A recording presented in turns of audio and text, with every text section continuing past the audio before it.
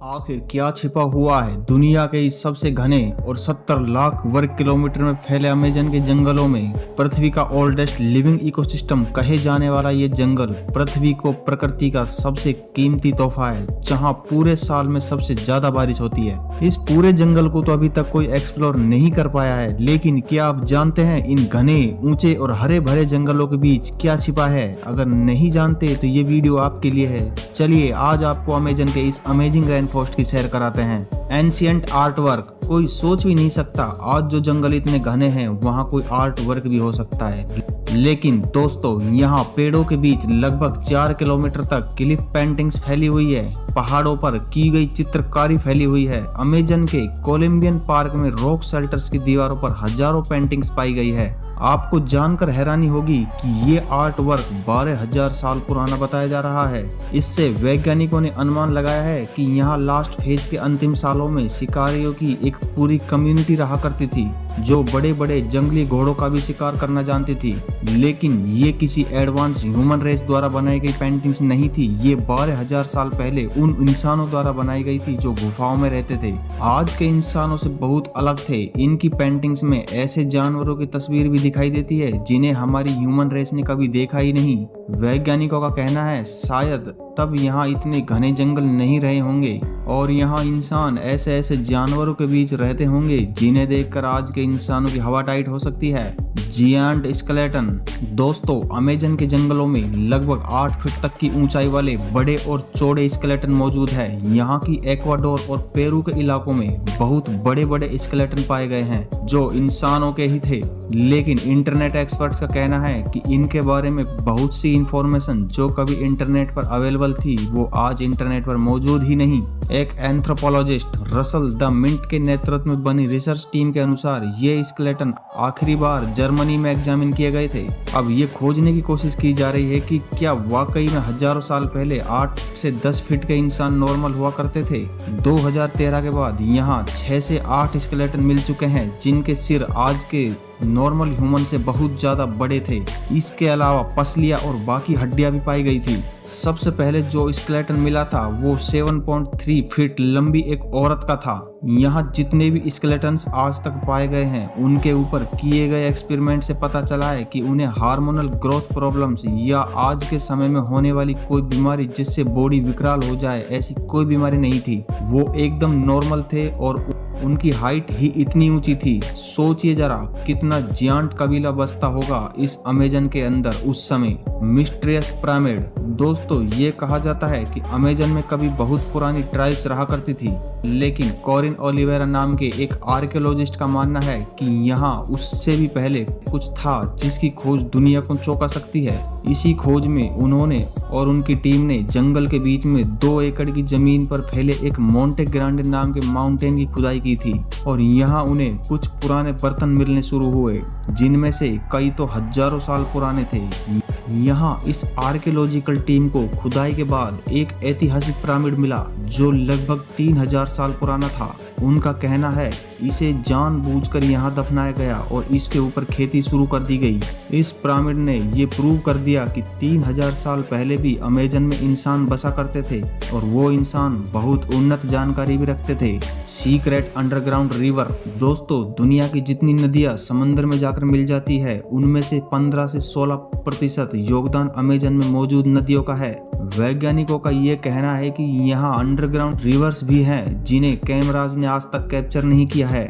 ये जंगल की सतह के नीचे बहती है। 70 और 80 के दशक में अमेज़न रेन फॉरेस्ट क्षेत्र के कई इलाकों में कुल 240 कुएं खोदे गए थे और इन्हीं के डेटा से ये अंदाजा लगाया गया है। ये पता चला है कि ऐसी गुप्त नदियां भी हैं। ब्राजील की नेशनल ऑब्जर्वेटरी के वैज्ञानिकों ने ये खोज की है। उन्होंने इस अंडरग्राउंड रिवर को हमजा नाम दिया है। ये नदी वेस्ट से ईस्ट की तरफ बहती है। इस नदी की खासियत ये है कि धरती की सतह से 13,000 फीट नीचे बहती है। इस नदी का पानी लगभग 2000 फीट तक वर्टिकली बहता है किसी झरने की तरह। लेकिन इस नदी का पानी अमेज़न की बाकी नदियों से बहुत कम है, पर इसकी रफ्तार भी अमेज़न की बाकी नदियों की रफ्तार से काफी कम है। लेकिन इसकी लंबाई और गहराई बाकी नदियों जितनी है। हमजा जैसी और भी नदियां यहाँ अमेज़न या पृथ्वी की दूसरी किसी सतह के नीचे बह रही होगी जिनके बारे में अब तक वैज्ञानिकों को खबर नहीं है। और उनमें किस प्रकार के जीव पाए जाते होंगे। सोचिए, ऐसी नदी जो जमीन के नीचे चुपचाप बह रही है, उनके अंदर कौन से राज दफन होंगे, किस टाइप्स के क्रिएचर दफन होंगे, कोई नहीं जानता। इतना रहस्यमय है अमेजन का जंगल। अनकॉन्टेक्टेड ट्राइब्स। अमेजन के जंगल बहुत विशाल है, बहुत दूर दूर तक फैले हुए हैं। आज भी यहाँ कई इलाके ऐसे हैं जिन्हें एक्सप्लोर नहीं किया गया है। साथ ही कुछ ऐसे ट्राइब्स हैं जो आज तक अनकॉन्टेक्टेड है, जो आज भी आदिवासियों जैसा जीवन जीते हैं। ये आइसोलेटेड ट्राइब्स और बाहर के इंसानों से कांटेक्ट करना इन्हें पसंद नहीं है। ऐसी एक अननोन ट्राइब्स का नाम है कावा हिवा।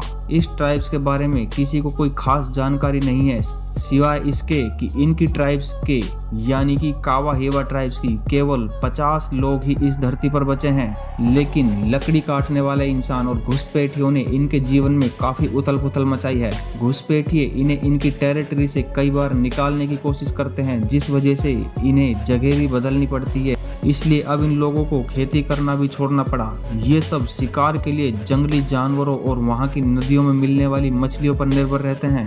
Mysterious disease. दोस्तों, यहाँ पर बहुत सी मिस्टीरियस डिजीज छिपी हुई है जो इन्फेक्शंस डिजीज है, लेकिन ये किस तरह के इन्फेक्शंस डिजीज हैं ये कोई नहीं जानता।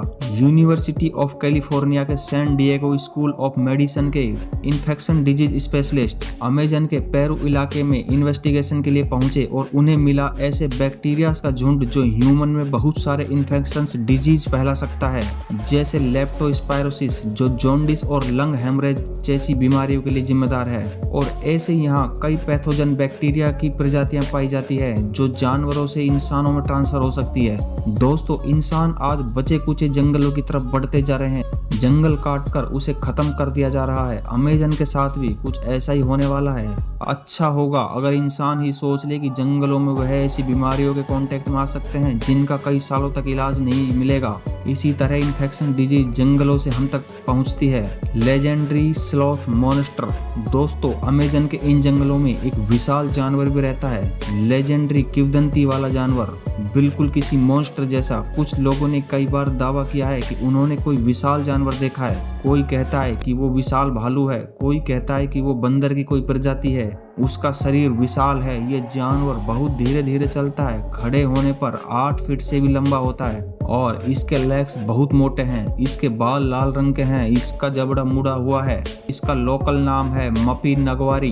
वैज्ञानिकों का मानना है कि ये दावे सच भी हो सकते हैं और ये भी हो सकते हैं कि ये जानवर एक से ज्यादा हो। ऐसा ही विशाल जानवर इस जगह 11,000 साल पहले रहा करते थे, जिसका नाखून भी इन जंगलों में वैज्ञानिकों को हाथ लगा था और कहा गया था कि ये नाखून उसी प्रजाति के किसी जानवर का है जो 11,000 साल पहले यहाँ रहा करती थी। लेकिन ये नाखून उतना पुराना नहीं है, कुछ साल ही पुराना है। यानी कि हो सकता है कि लेजेंडरी स्लॉथ मॉन्स्टर अभी भी अमेजन के जंगलों में रहा करते हैं। दोस्तों, आपको क्या लगता है यहाँ क्या छिपा होगा दुनिया के एकमात्र लिविंग रेन फॉरेस्ट में, लिविंग वर्षा वन में, लिविंग जंगल में, क्योंकि दुनिया का सबसे ओल्डेस्ट जंगल है जिसे अब तक पूरी तरीके से एक्सप्लोर नहीं किया गया है। ऐसी बहुत सी बहुमूल्य चीजें होंगी, ऐसे बहुत से गूढ़ रहस्य मौजूद होंगे, ऐसे कई और खतरनाक जानवर होंगे जिनके बारे में आज तक हमारे जूलॉजी की किताबों में भी नहीं लिखा गया होगा। अगर आपको वहाँ के बारे में कुछ पता है तो हमें कमेंट करके जरूर बताएं और वीडियो को लाइक और शेयर जरूर करें और ऐसी ही वीडियो के लिए हमारे चैनल को सब्सक्राइब जरूर करें। धन्यवाद।